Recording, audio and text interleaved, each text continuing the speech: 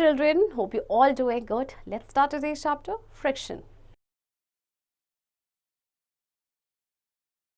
Introduction. Friction is needed to write something on a paper with a pen or pencil. Without friction, we cannot hold a pencil in one's hand.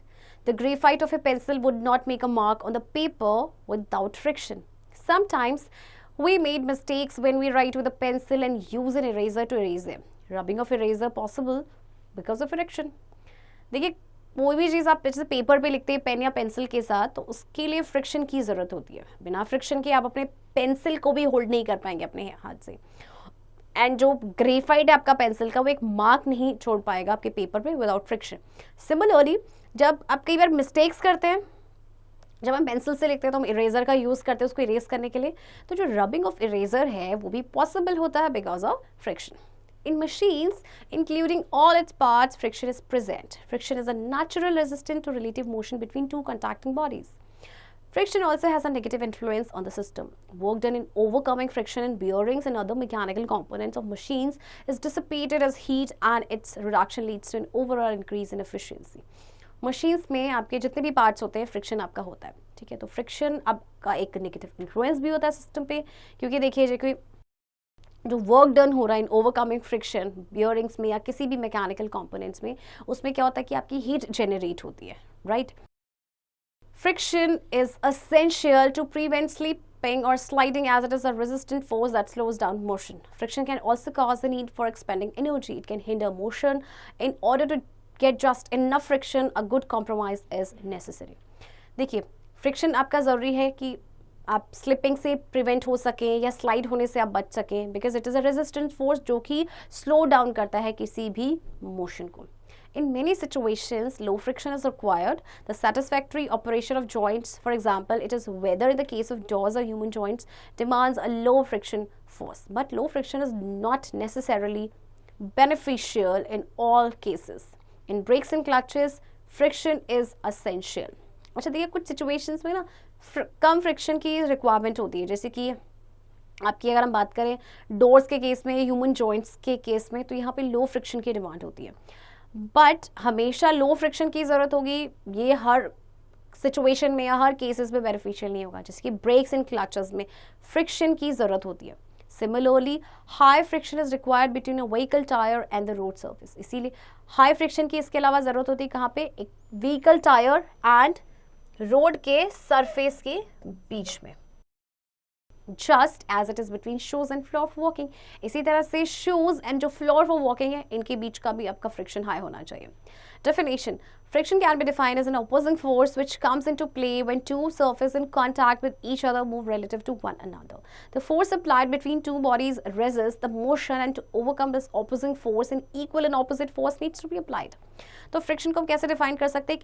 Opposing force, right. ये जब आपके कब play में आता है, जब दो surfaces contact में होते हैं एक दूसरे के and then they move relative to one another.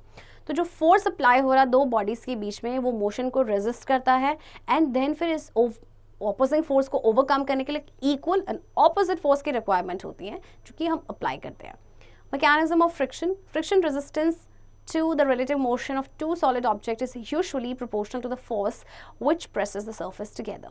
It would not be wrong to say that friction is in fact a very complex phenomenon which cannot be represented by a simple model. Saying that rougher surfaces experience more friction sounds appropriate. Two pieces of coarse sandpaper will obviously be harder in moving relatively to each other rather than two pieces of fine sandpaper. But if two pieces of flat metal are made progressively smoother, you will reach a point where the resistance to relative movement increases. It reaches up to a point where the smooth flat surfaces actually adhere to each other, making what is called a cold weld. अच्छा देखिए आपका जो friction है ना काफ़ी complex आपका phenomenon है, जैसे कि हम एक सिंपल मॉडल से रिप्रेजेंट नहीं कर सकते. अच्छा देखिए जो रफर सरफेस होते हैं वो मोर फ्रिक्शन आपका एक्सपीरियंस करते हैं, राइट. जैसे आपके जो दो पीसेस हैं कोर्स सैंड पेपर आपने देखा होगा उसके, तो ये भी ऑब्वियसली आपके हार्डर होंगे in moving relatively to each other rather than two pieces of fine sandpaper, right, coarse and fine sandpaper, दोनों में डिफरेंस है। बट अगर दो पेपर्स हैं आपके, दो पीसेज हैं फ्लैट मेटल के, एंड वो आपके प्रोग्रेसिवली स्मूदर है, तो आप एक पॉइंट पे पहुंचेंगे जहाँ पे रेजिस्टेंट होगा टू रिलेटिव मूवमेंट इंक्रीज हो जाएगा। तो अब एक पॉइंट तक पहुंचता है जहाँ पे जो स्मूथ फ्लैट सर्फेस है वो actually it adheres to each other, and that is what we call cold weld. Causes of friction as defined earlier, friction is a force resisting motion of an object when in contact with another. It is caused by the surface roughness of the contact area of the materials, deformations or molecular adhesion. तो देखिए friction आपका क्या है, force resisting force जो किसी भी object के motion को रेजिस्ट कर रहा है जो दूसरे के कांटेक्ट में हो। तो ये आपके होता है सरफेस रफनेस की वजह से होता है, जो आपके मटेरियल्स कांटेक्ट एरिया में, या डिफॉर्मेशन है, या फिर मॉलिक्यूलर एडेशन है। Surface roughness. Most common cause of friction is the roughness of the surfaces of materials being rubbed together. If we look at what seems to be a smooth surface under a high-powered microscope, we would see roughness in the form of uneven surfaces that could interfere with sliding motion. Of course, the rougher the surface, the more the friction. जो एक common cause है friction का वो है roughness, किसी भी surface का जो रफनेस है, राइट तो अगर आप किसी भी स्मूथ सरफेस को एक हाई पावर्ड माइक्रोस्कोप के अंडर देखेंगे तो आपको रफनेस किसके रूप में नजर आएगी, अनइवन सरफेस के रूप में, जो कि स्लाइडिंग मोशन के साथ इंटरफेयर करते हैं। तो इसीलिए रफर द सरफेस, जितना ज़्यादा सरफेस रफ होगा उतना ही ज़्यादा फ्रिक्शन ज़्यादा होगा। Similarly, treads or grooves as seen in automobile and bicycle tires is another form of roughness. This roughness increases the friction, especially if the treads have sharp edges and are not parallel with the line of motion. आपने tyres देखे होंगे vehicles के या bicycles के, उनमें ट्रीड्स या grooves जिन्हें हम बोलते हैं वो होते हैं, तो ये एक रफनेस का ही फॉर्म है। तो ये रफनेस क्या है, ये फ्रिक्शन को इंक्रीज कर देता है, स्पेशली जब ट्रीड्स या ग्रूव्स के शार्प एजेस होते हैं एंड ये लाइन ऑफ मोशन के पैरेलल नहीं होते हैं। Molecular adhesion. Another factor in friction can be caused by molecular adhesion or attraction. Ultra smooth materials and sticky materials fall in this category. तो इस category में आपके आते हैं जो बहुत ही ज़्यादा स्मूथ मटेरियल होते हैं या जो स्टिकी मटेरियल्स होते हैं, ultra smooth. If surfaces are ultra smooth and flat, the friction from surface roughness becomes negligible, but then friction from molecular attraction comes into play. This can often become greater than friction at the surface are relatively rough. अच्छा देखिए, आपके surfaces अगर ultra smooth है, बहुत ही ज़्यादा smooth and flat है, तो friction जो है आपका यहाँ पे जो आपके रफनेस से आता है वो नेग्लिजिबल हो जाता है। बट देन एक दूसरा फ्रिक्शन जो आपका मॉलिक्यूलर अट्रैक्शन से आता है, इट कम्स इनटू प्ले। तो ये क्या करता है कि ये ग्रेटर हो जाता है आपका देन फ्रिक्शन अगर सर्फेसेस आपके रिलेटिवली हायर है। Sticky materials. Rubber is an example of a material that results in friction caused by molecular attraction. Discounting resistance due to deformations with rubber, it is its stickiness factor that causes it to grip so well and have so much friction. Rubber एक example है आपका इसका material का, जिसमें आपका friction होता है by molecular attraction. तो जो आपके जो डिसकंटिन्यूइंग रेजिस्टेंट होते हैं डिफॉर्मेशन की वजह से रबर में, तो ये इसका स्टिकीनेस फैक्टर है जो कि एक ग्रिप बनाए रखता है एंड इसका फ्रिक्शन होता है ज़्यादा. Friction in fluids. Fluids often exhibit molecular adhesion, increasing the friction. One example is a coin easily sliding down a ramp. देखिए फ्लूइड जो हैं वो molecular adhesion exhibit करते हैं जिससे कि friction increase हो जाता है. तो एक एग्जाम्पल आपका coin जो है वो आपका easily slide down हो जाता है रैम्प की. But if you wet the coin, it will stay in place. लेकिन अगर आप उसको गीला कर देंगे तो अपनी जगह पे रहेगा. This is because of the molecular friction of the fluid on the coins hard surface. और ऐसा क्यों होता है कि जो फ्लूइड है उसके मॉलिक्यूलर फ्रिक्शन जो कि कॉइन के हार्ड सरफेस पे लग रहा है. Deformation. Soft materials will deform when under pressure. This also increases their resistance to motion. For example, rubber tires flatten out on an area in contact with the road and causes more friction. The standard friction equation holds for hard objects being held back by surface roughness. Such a force of friction is called static friction, and this is the force necessary to prevent the motion of the wooden block. अच्छा देखिए, जो soft materials हैं आपके वो deform हो जाते हैं under pressure. इसके अलावा इससे इनका जो रेजिस्टेंट टू मोशन ये भी इंक्रीज हो जाता है. जैसे कि रबर टायर फ्लैटन आउट हो जाते हैं जो आपके एरिया इन कॉन्टैक्ट होते हैं रोड के एंड जिसकी वजह से फ्रिक्शन कॉज करते हैं.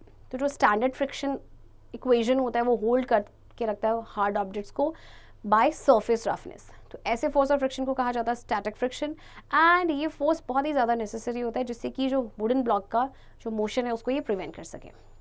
Activity 8.1, to understand static friction, limiting friction and dynamic friction. Materials required: a hood, fixed wooden block, a good sensitive spring balance. Method.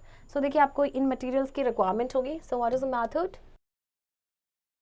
Place a wooden block fixed with a hook on a smooth tabletop. Attach a good sensitive spring balance to the hook fixed on the wooden block. Now gently try to pull the block on the right side. You will notice that the gentle pull does not move the block, but a spring balance shows the force applied on the wooden block.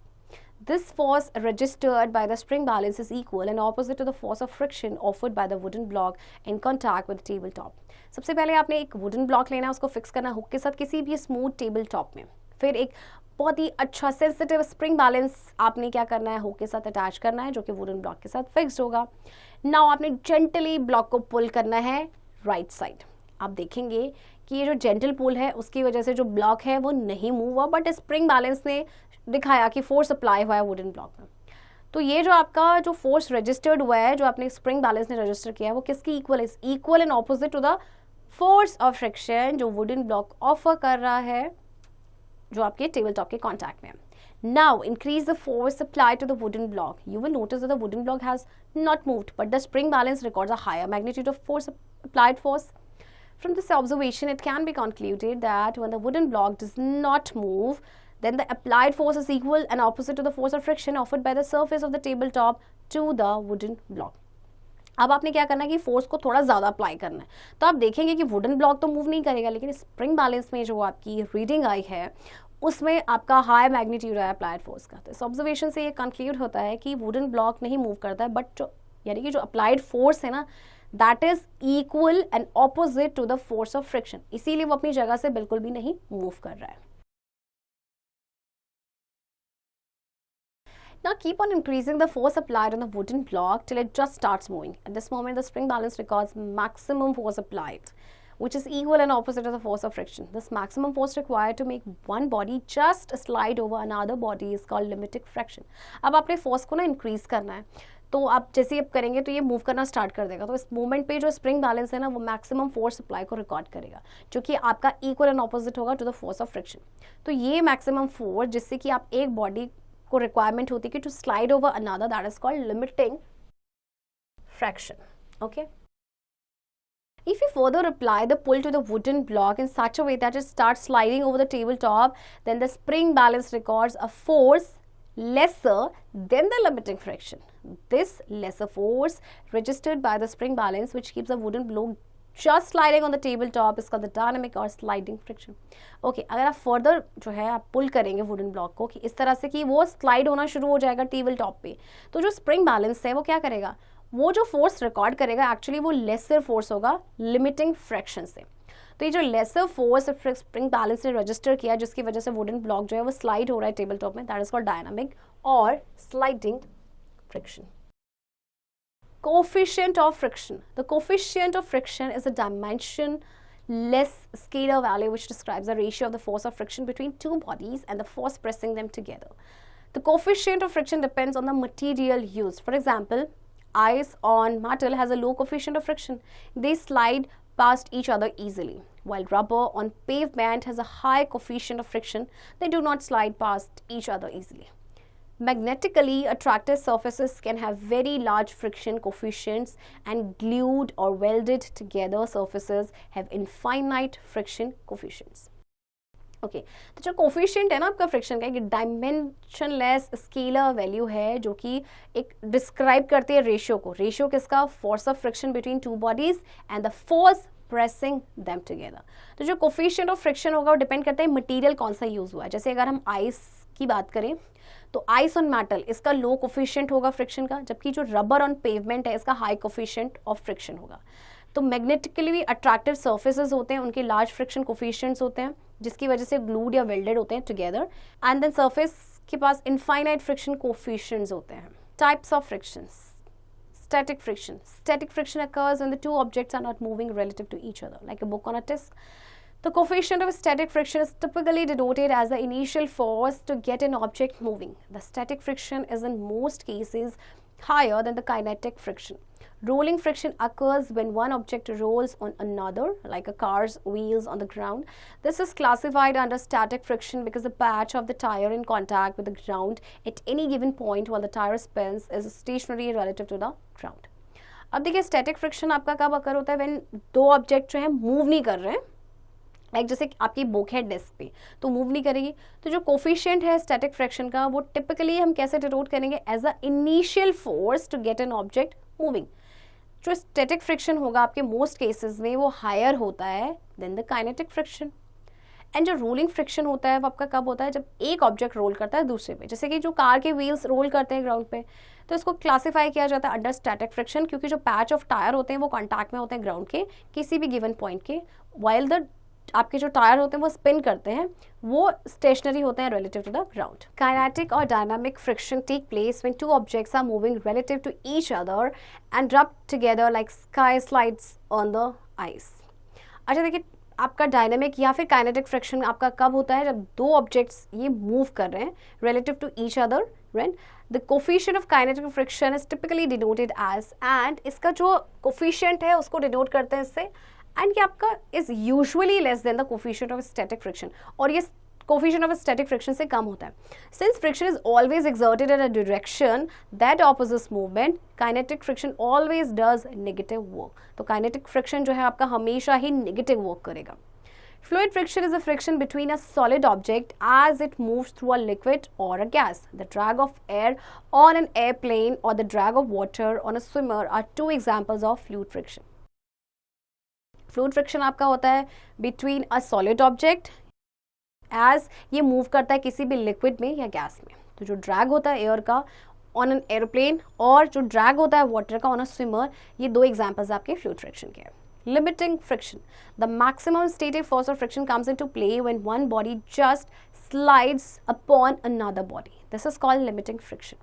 The limiting friction is always slightly more than the dynamic friction. This is because more force is required to unlock irregularities between the surfaces of two stationary bodies as compared to the force required to keep the irregularities unlocked between the surfaces of the two sliding bodies. तो देखिए, maximum static जो force of friction है it comes into play जब एक body slide होती है दूसरी body पे, तो इसे कहा जाता है लिमिटिंग फ्रिक्शन. जो लिमिटिंग फ्रिक्शन होता है ये आपका हमेशा थोड़ा सा ज़्यादा होगा देन डायनामिक फ्रिक्शन. ऐसा क्यों होता है, क्योंकि देखिए ज़्यादा फोर्स की रिक्वायरमेंट होती है टू अनलॉक रेगुलरिटीज़ जो आपके दो स्टेशनरी बॉडीज हैं उनके सरफेस पे, as compare to the force required to keep the irregularities unlocked between the surfaces of two sliding bodies. Laws of limiting friction. Limiting friction is always opposite to the direction and motion of a body. पहला law ये है कि जो limiting friction है वो हमेशा opposite होगा to the direction and motion of a body. Limiting friction depends upon the nature of the surface in contact with each other. अच्छा देखिए, जो लिमिटिंग फ्रिक्शन है वो डिपेंड करेगा what is the nature of surface in contact with each other. Limiting friction increases with increase in the weight of the body. Limiting अगर weight of the body increase होगा तो limiting friction भी obviously increase होगा. Limiting friction is independent of the area of the surface in contact provided the weight of the body and the nature of the surfaces in contact does not change. The following activities will be able to explain this in more details. अच्छा देखिए, जो limiting friction है वो that is it is independent कि what is the area of the surface in contact, provided that कि जो weight है body का and जो nature है surface का in contact वो change ना हो. Activity 8.2 aim to prove that friction depends upon the nature of surfaces in contact with each other. Materials required 2 pieces of square wood about 5 inches by 5 inches and this washer soap. तो देखिए आपको इन materials की requirement होगी. Method: take 2 pieces of wood and put one on the other. Now lay a hand on the top piece and try to move it. The friction is too strong to allow the movement. Place liquid dish soap between the 2 pieces and see how well they move when we place our hand on the top piece of wood and move our hand in a clockwise motion. अच्छा, आपने would के 2 pieces लेने हैं, एक के ऊपर एक रखना है. अब आपने जो टॉप पीस है उस पर अपना हैंड रखना है और उसको मूव कराने की कोशिश करना है, बट फ्रिक्शन इतना ज़्यादा है, इतना स्ट्रॉन्ग है कि मूवमेंट नहीं होगी. नाउ अब आप क्या करेंगे, लिक्विड जो डिश सोप है आपने 2 पीसेस के बीच में रखनी है एंड आप देखेंगे कि जब आप अपना हैंड प्लेस कर रहे हैं टॉप पीस में वुड के, वो बहुत ही अच्छे से आपका मूव कर रहा है.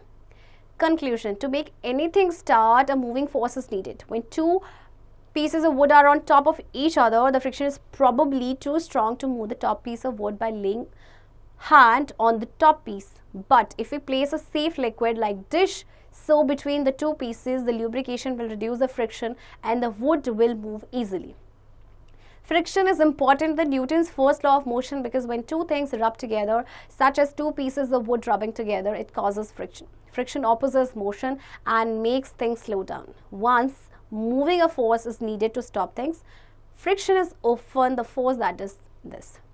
किसी भी चीज़ को देखिए स्टार्ट करने के लिए मूविंग फोर्स की रिक्वायरमेंट होती है. तो जब आपके जो दो पीसेस थे वुड के, देखिए जब उसके ऊपर हाथ रखा था तो फ्रिक्शन इतना ज़्यादा था कि वो मूव ही नहीं किया, लेकिन जैसे ही उसके बीच में डिश सोप डाल दिया गया तो उसको लुब्रिकेशन मिला, तो लुब्रिकेशन ने फ्रिक्शन को रिड्यूस कर दिया एंड जो वुड था वो ईजिली मूव किया. सो फ्रिक्शन आपका इंपॉर्टेंट है आपके न्यूटन्स के फर्स्ट लॉ ऑफ मोशन में, क्योंकि देखिए जब दो चीज़ों को रब किया जाता है, जैसे कि दो पीसेस आपने वुड के रब किए साथ में, तो इसकी वजह से फ्रिक्शन होता है. फ्रिक्शन हमेशा ही मोशन को ऑपोज करता है एंड चीज़ों को स्लो डाउन करता है. Activity 8.3 aim to prove that limiting friction increases with the weight of the body. Materials required: a wooden box provided with a hook, spring balance, brass weight of 50 gram force and 100 gram force. Okay, so materials इनकी requirement होगी आपको. Method: take the wooden box and keep it on the top of a smooth table. Attach a spring balance with the hook. Pull the spring balance towards the right. Increase the pull on the spring balance till it starts sliding. Observe the force shown by the spring balance. This force is equal and opposite to the limited friction between the surface of wooden block and the top of the table. Now increase the weight of wooden box by placing 50 gram force weight on the wooden box, thereby increasing magnitude of limiting friction.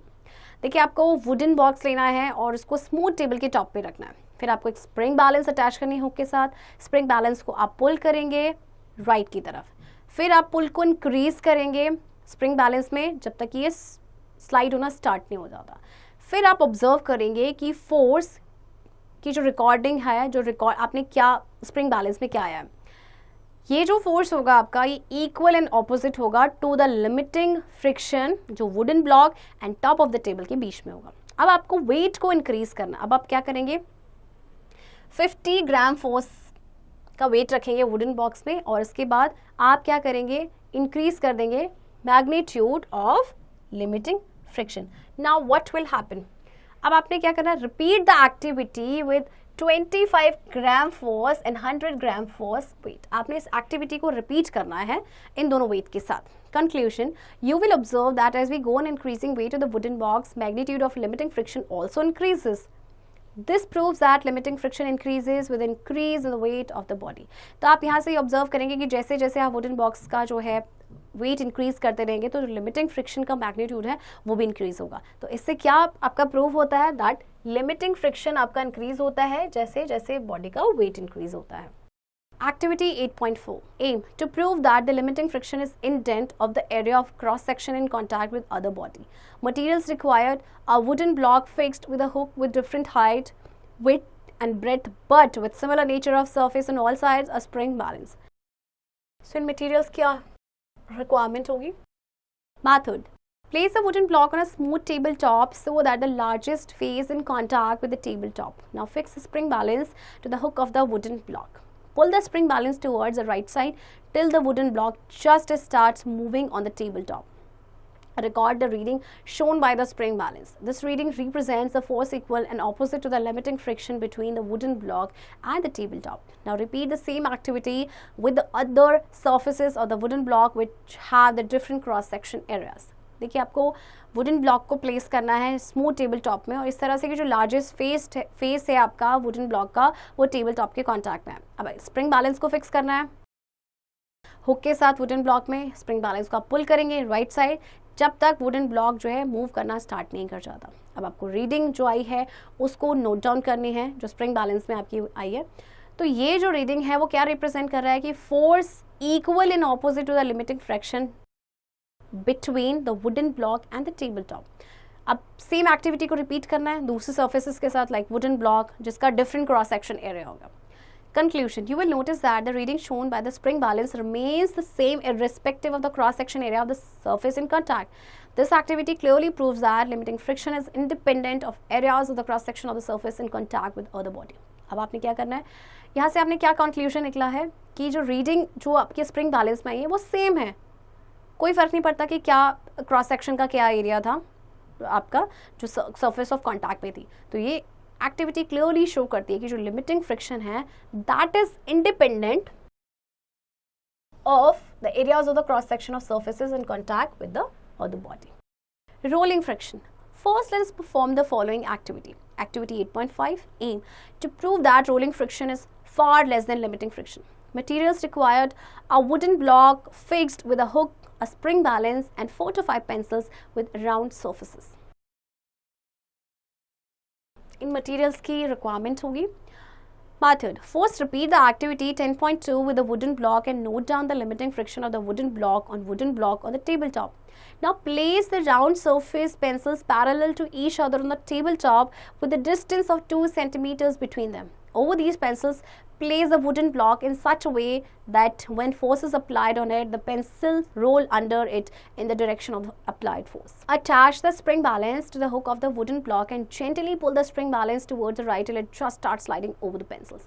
अब आपको क्या करना है, activity 10.2 repeat करनी है, जिसमें आपने wooden block को वुडन ब्लॉक के ऊपर रखा था टेबल टॉप पे। तो आपको क्या करना है कि लिमिटिंग फ्रैक्शन को नोट डाउन करना है। अब आपने क्या करना है, राउंड सरफेस पेंसिल्स को रखना है एक दूसरे के parallel on the table top, उनके बीच का डिस्टेंस होना चाहिए 2 सेंटीमीटर्स।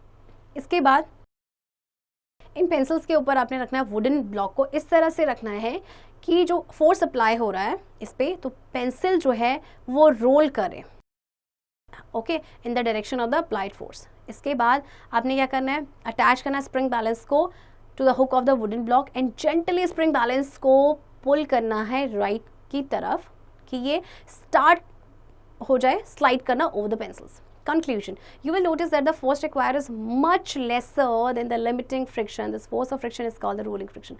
आप ये conclude करेंगे कि जो force की requirement है ना यहाँ पे आपकी limiting friction से बहुत कम है। तो इस force of friction को कहा जाता है rolling friction. Rolling friction can be defined as a friction experienced by a body when it's made to roll over another body. This is a resistive force that slows the wheel's motion on the other surface. तो देखिए rolling जैसे कि नाम से ही पता चल रहा है, तो फ्रिक्शन इसमें कैसे होगा कि जब एक जो है कोई ऑब्जेक्ट जो है रोल कर रहा है ओवर अनदर ऑब्जेक्ट और ओवर अनदर बॉडी, तो ये भी आपका एक रेजिस्टिव फोर्स है जो जैसे कि आपके जो व्हील्स के मोशन है उसको स्लो डाउन करता है on the other surface. Causes of rolling friction. Rolling friction is caused by the deformation of the ground. The wheel or roller deforms the surface on which it moves because of its weight and a force is required to overcome this deformation, thereby resulting in rolling friction. देखिए आपके जो wheel या roller हैं ये deform करते हैं surface को जिस पे ये मूव करते हैं बिकॉज ऑफ इट्स वेट और जो फोर्स की रिक्वायरमेंट होती है टू ओवरकम दिस डिफॉर्मेशन, जिसकी वजह से रोलिंग फ्रिक्शन होता है। The deformation of the wheel और tyre. The wheel takes in a sort of ploughing motion resulting in increased deformation at the front of the wheel while the rear of the wheel undergoes little deformation which results in the majority of the normal force being located at the front. देखिए आपके जो wheel हैं उसके आपका जो front होगा wheel का उसमें इंक्रीज डिफॉर्मेशन होगा, जबकि जो रियर है व्हील का उसमें लिटिल डिफॉर्मेशन होगा, जिसकी वजह से क्या होगा, जो majority of the normal force है वो आपका फ्रंट पे लोकेट हो जाएगा. An inclined plane is formed in the direction of the motion of the wheel because of these two above mentioned deformations. Thus, a force is required to overcome this temporary inclined plane which is continuously moving forward. This applied force against the continuously moving forward plane is equal to the rolling friction. अच्छा देखिए आपका जो inclined plane आपका form हो रहा है in the direction of motion of the wheel because of ये जो आपके जो डिफॉर्मेशन है उनकी वजह से, तो एक फोर्स की रिक्वायरमेंट होती है to overcome this temporary incline plane जो कि कंटिन्यूअसली फॉरवर्ड मूव कर रहा है. तो जो अप्लाइड फोर्स है ये which is against the continuously moving forward plane वो इक्वल होगा to the rolling friction. Rolling friction depends very much on the material of the wheel और tyre and the sort of ground. For example rubber will give a bigger rolling friction than steel. Also sand on the ground will give more rolling friction than concrete. तो rolling friction आपका depend करता है कि किस तरह का material है wheel का या टायर का या ग्राउंड किस तरह का है. जैसे कि रबर जो है उसका रोलिंग फ्रिक्शन स्टील से ज़्यादा होगा, इसी तरह से सैंड जो ग्राउंड में होगी उसका रोलिंग फ्रिक्शन ज़्यादा होगा कंक्रीट से. An advantage of rolling friction is that it is much less than sliding friction. Because of this reason, rolling friction is preferred than sliding friction. In our daily life, we see a number of devices using rolling friction in the forms of wheels, ball bearings, etc. to take the advantage of this property of rolling friction. तो rolling friction का एक advantages ये है कि ये sliding friction से काफ़ी कम होता है. तो इस रीज़न की वजह से रोलिंग फ्रिक्शन को ही प्रेफर किया जाता है स्लाइडिंग फ्रिक्शन के बजाय. तो हमारी डेली लाइफ में भी हम देखते हैं कि बहुत सारे ऐसे डिवाइसेस होते हैं जैसे में रोलिंग फ्रिक्शन का यूज़ किया जाता है, जैसे व्हील्स हैं, the forms of wheel, ball bearings हैं, right. Examples of rolling friction. One of the fastest means of mass transport is train. The wheel as well as the train tracks are made up of high quality steel. As this steel is very tough, a very little amount of deformation of wheels or tracks occur while moving. Okay. आपका जो train की अगर हम बात करें तो जो wheel as well as जो आपके ट्रेन ट्रैक्स हैं ये आपके बने हाई क्वालिटी स्टील से. तो ये स्टील काफ़ी टफ होता है, तो बहुत थोड़ा सा अमाउंट डिफॉर्मेशन का होता है व्हील्स या ट्रैक्स के बीच जब ये मूव करते हैं. Therefore, a lesser force is required to overcome this resistance. इसीलिए कम फोर्स की रिक्वायरमेंट होती है to overcome this resistance, and hence we get faster movement with lesser energy expenditure. इसीलिए हमें क्या मिलता है, faster movement मिलता है with less energy expenditure. The roads are made up of concrete or coal tar mixed with hard stones. The roads are compacted very hard with the use of heavy rollers so that there is minimum depression of the road surface when vehicles move on it. Secondly, the types of vehicles should have adequate pressure in the tires to reduce their deformation to minimum levels. जो आपकी roads होती हैं वो concrete से बनी होती हैं and आपका उसमें कोल टार मिक्स होता है हार्ड स्टोन के साथ. देन रोड्स को कॉम्पैक्ट किया जाता है हेवी रोलर्स के साथ, जिससे कि minimum depression of road surface के जब कोई भी व्हीकल्स पे मूव करे. सेकेंडली, जो टाइप्स ऑफ व्हीकल्स होते हैं उनके पास एडिक्वेट प्रेशर होना चाहिए टायर्स में, जिससे कि वो इस डिफॉर्मेशन को रिड्यूस करें to minimum levels. Heavy equipments are provided with wheels so that they can be moved easily. You must have noticed wheel in some of the furniture at your home. Your TV trolley also has wheels to move your television easily. जो heavy equipments होते हैं उनके नीचे आपको पता है wheels provide किए जाते हैं जिनसे इनको ईजिली मूव किया जा सकता है. जैसे कि टेलीविजन है, टेलीविजन की जो ट्रॉली होती है, राइट, उसमें क्या होता है आपके व्हील्स होते हैं जिसके आप इजीली उसको मूव करा सकें. In big thermal electricity producing plants huge amount of coals is fed through the conveyor belts which move on big ball bearings. अच्छा, आपके जो थर्मल पावर प्लांट्स होते हैं यहाँ पे कोल को फेड किया जाता है थ्रू द कन्वेयर बेल्ट्स जो कि बॉल बियरिंग्स पे मूव करते हैं. Friction, liquid and gases. Till now, we have discussed the friction of solid objects when they move in relation to each other. Similarly, when a solid object moves through liquid or gas, its surface experiences friction. When a solid object is in contact with a fluid such as liquid or gas and a force is applied to either the object or the fluid, there is a friction force that resists the motion. Examples where fluid's friction occurs are water flowing through a hose and an airplane flying through the atmosphere, etc. अभी तक हमने जो friction है solid objects के बीच में discuss किया था, राइट. इस जैसे कि देखिए आपका एक सॉलिड ऑब्जेक्ट है वो मूव कर रहा है थ्रू लिक्विड और गैस, इसका जो सरफेस है वो भी फ्रिक्शन एक्सपीरियंस करेगा. तो जैसे आपका सॉलिड ऑब्जेक्ट है वो कांटेक्ट में आता है किसी फ्लूइड के में, लिक्विड या गैस के, देन एक जो फोर्स अप्लाई होता है चाहे तो ऑब्जेक्ट या फिर फ्लूइड में, there is a friction force जो कि उस मोशन को रेजिस्ट करेगा. जैसे आपका वाटर फ्लो करता है होस से या एयरप्लेन आपका जो है फ्लाई करता है एटमॉस्फेयर पे. The friction exerted by a liquid on the surface of a solid object is lesser as compared to that of another solid. Similarly, gases exert least force of friction in comparison to solids or liquids. तो देखिए जो liquid friction exert करते हैं किसी भी solid surface के वो कम होता है as compared to another solid. इसी तरह से जो gases होती हैं वो least force of friction exert करती हैं in comparison to solids or liquids. As water and air are the most common liquid and gas available respectively, we will discuss friction due to water and air. Friction due to water. The case causes of fluid or water friction are turbulent effects in the form of surface roughness and deformities, molecular attraction or adhesion between the materials and deformation resistance of the fluid. अच्छा, ये जो causes आपके water friction के आपके turbulent effects हैं किसकी form में, surface roughness या deformities, molecular attraction between the materials and deformation resistance of the fluid. Factors that determine the amount of fluid friction on a solid object include the viscosity of the liquid, the surface texture of the solid object and the shape of the object. By changing any of these factors, you can increase or decrease the amount of resistive force of fluid friction.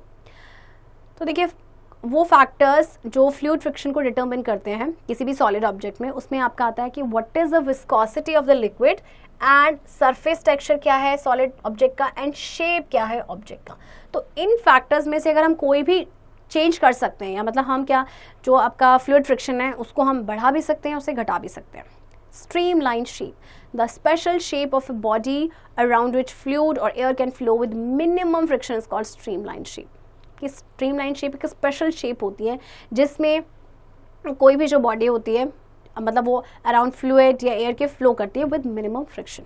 Examples: the bodies of boats and ships are made in a streamlined manner so that water offers least resistance of friction for their movement through water. When a swimmer swims in water, he tries to move in the water by making streamlines, thus offering less resistance. Boats and ships की जो bodies होती हैं वो streamlined होती हैं जिससे कि जो वाटर है वो लीस्ट रेजिस्टेंस ऑफर करे या लीस्ट फ्रिक्शन ऑफर करे. ओके एंड जो स्विमर्स जब स्विम करते हैं वाटर में तो वो ट्राई करते हैं कि वो स्ट्रीमलाइन ऑफ बनाए जिससे कि क्या होगा कि लीस्ट रेजिस्टेंट वो ऑफर करेंगे. Most of the water animals specially fish have their bodies naturally streamlined so as to suit their water habitat. आप फिशेस की जो स्ट्रक्चर है आप उन्हें देखिए उनकी बॉडी स्ट्रीमलाइंड होती है. As water offers friction, stopping a big ship becomes a tricky job. Big ships have to fire their engines in the reverse direction to stop themselves.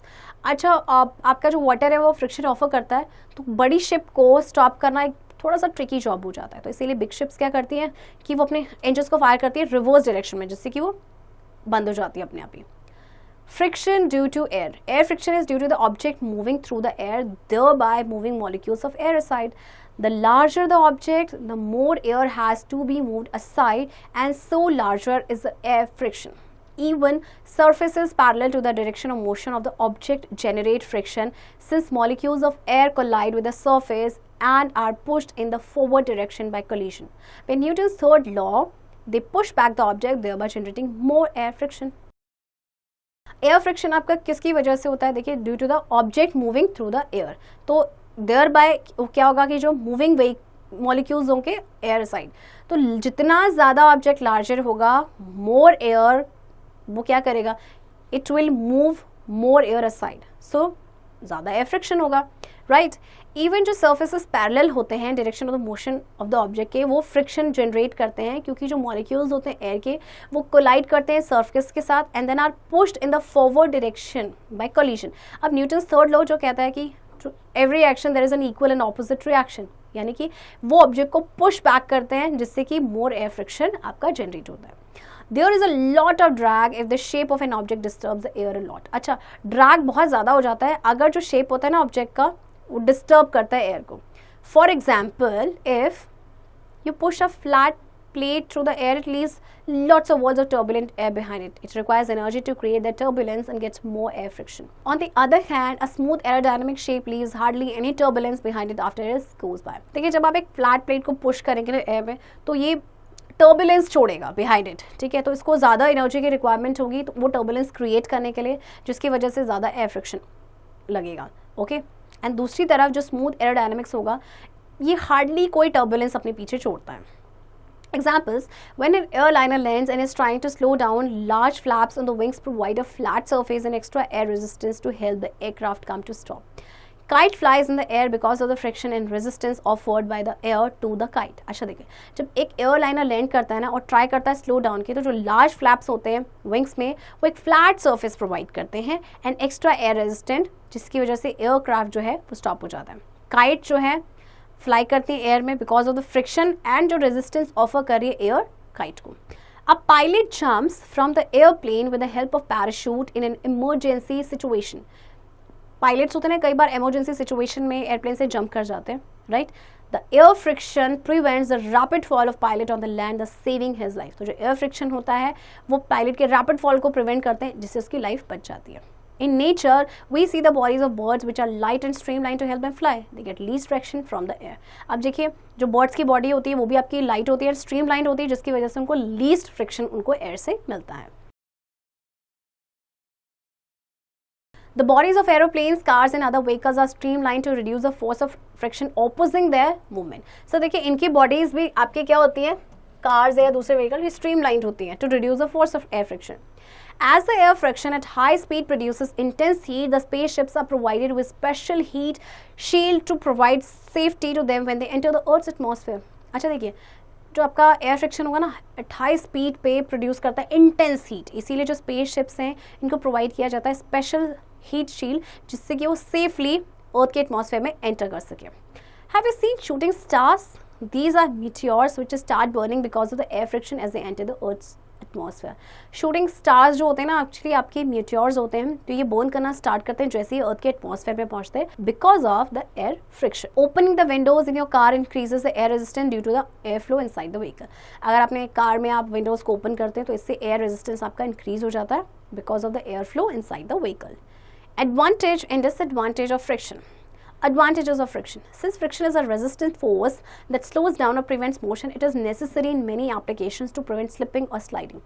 But also, it can be a nuisance because it can hinder motion and cause the need for expending energy. A good compromise is necessary to get just enough friction. Friction is also very important and beneficial. There are many things that you could not do without the force of friction. Let us discuss few examples. अब देखिए, friction आपके लिए, friction के कुछ pros हैं, कुछ cons हैं. तो हमारे लिए ये बेनिफिशियल भी होता है, जबकि कुछ ऐसे केसेस होते हैं जहाँ पे इसके डिसएडवांटेजेस होते हैं, राइट. तो चलिए देखते हैं. सबसे पहले है आपका walking.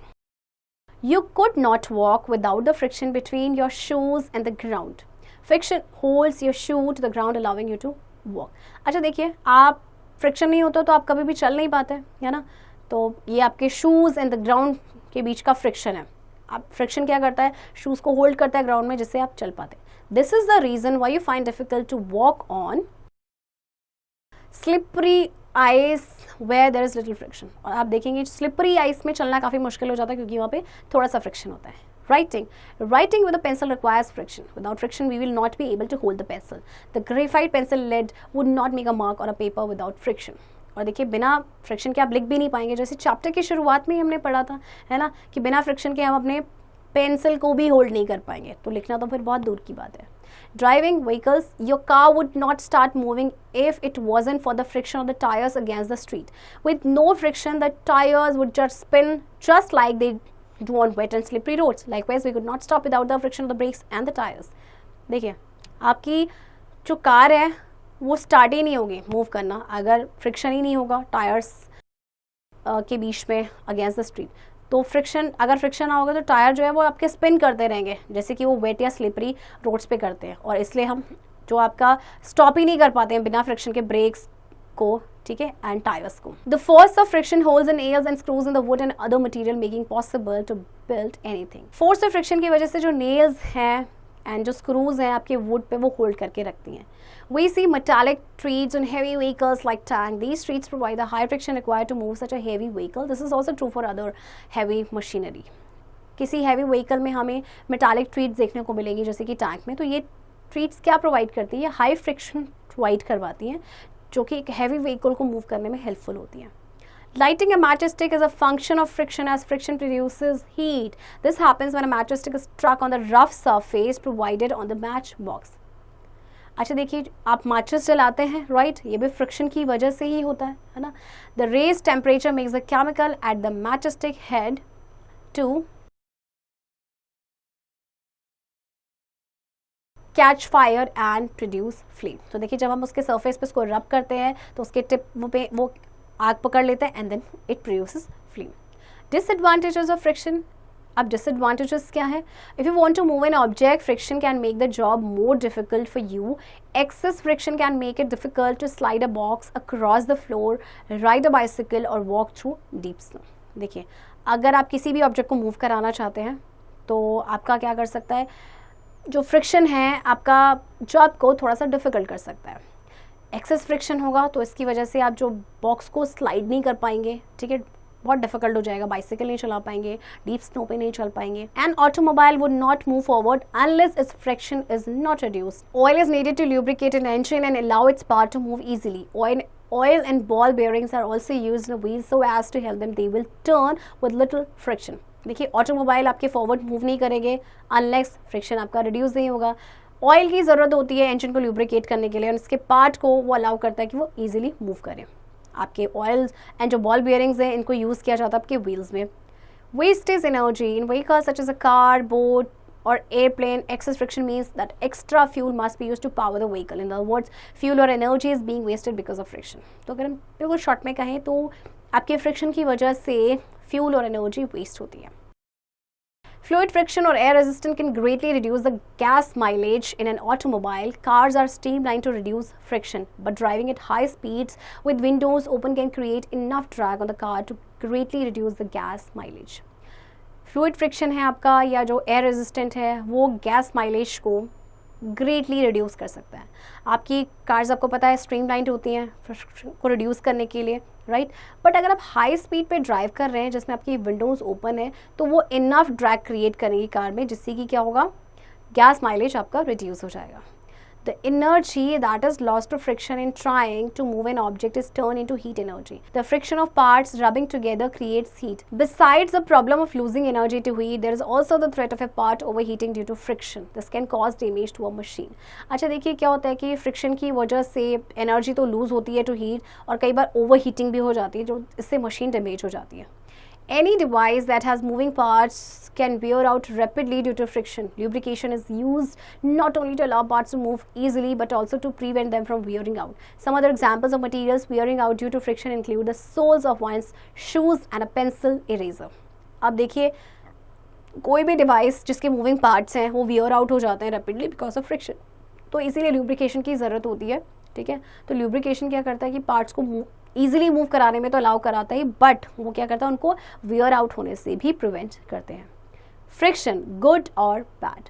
Friction is necessary in many applications to prevent slipping और स्लाइडिंग. अच्छा देखिए फ्रिक्शन नेसेसरी भी है, इससे हम गिरते नहीं हैं या स्लाइड होने से हम बच जाते हैं, but it can also be a nuisance because it can hinder motion, waste energy and bring about wear and tear. A good compromise is necessary to get just enough friction or a proper combination of frictions.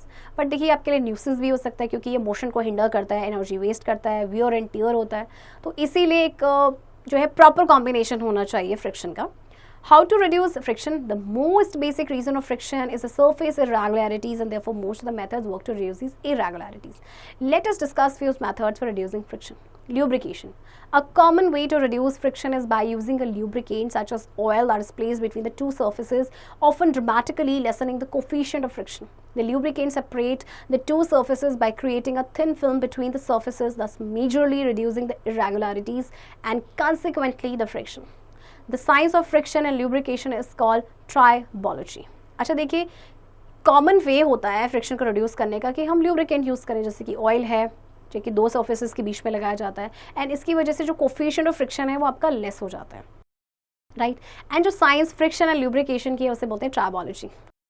Super's lubricity, a recently discovered effect, has been observed in graphite. It is a substantial decrease of friction between two sliding objects approaching almost at zero levels. एक super lubricity है जो recently discover किया गया है graphite में. इससे क्या होगा कि जो फ्रिक्शन है दो स्लाइडिंग ऑब्जेक्ट के बीच में डिक्रीज होगा, मतलब ऑलमोस्ट जीरो लेवल पे आ जाएगा. Converting sliding friction into rolling friction by using devices such as ball bearings, wheels, etc. can change sliding friction into a much smaller rolling friction. Okay, अगर devices जो हैं जिनमें आपके ball bearings हैं, wheels हैं, वो sliding friction को क्या करते हैं, change करते हैं बहुत ही कम rolling friction में. Ball bearing. A ball bearing contains a set of balls between two rings. The inner ring can rotate easily while the outer ring does not move. The bearing can be used to support a rotating shaft which is fixed to the inner ring of the bearing. Ball bearing में आपके balls का set होता है जिसमें आपकी दो rings होती है. जो इनर रिंग होती है वो रोटेट करती है इजीली, जबकि आउटर रिंग आपकी मूव नहीं होती है. तो बियरिंग को यूज़ किया जाता है किसी भी रोटेटिंग शाफ्ट को सपोर्ट करने के लिए. Streamlining. A third way of reducing friction is very important in transport, especially in aircraft. Streamline gives the transport a shape that moves more easily through air or water. Therefore, vehicles have a pointed nose or bow and smooth slides. देखिए streamline के बारे में हमने पढ़ा था कि streamline जो shape होती है वो फ्रिक्शन को रिड्यूस करती है. तो इसीलिए जैसे आपके जो ट्रांसपोर्ट की जो शेप्स होती है, जैसे कि स्पेशली एयरक्राफ्ट्स में उनकी स्ट्रीमलाइन शेप होती है. Which do not push strongly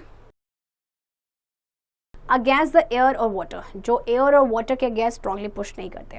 reducing friction by streamlining an aircraft can give it a higher speed. Streamline can also save fuel if the speed is not increased.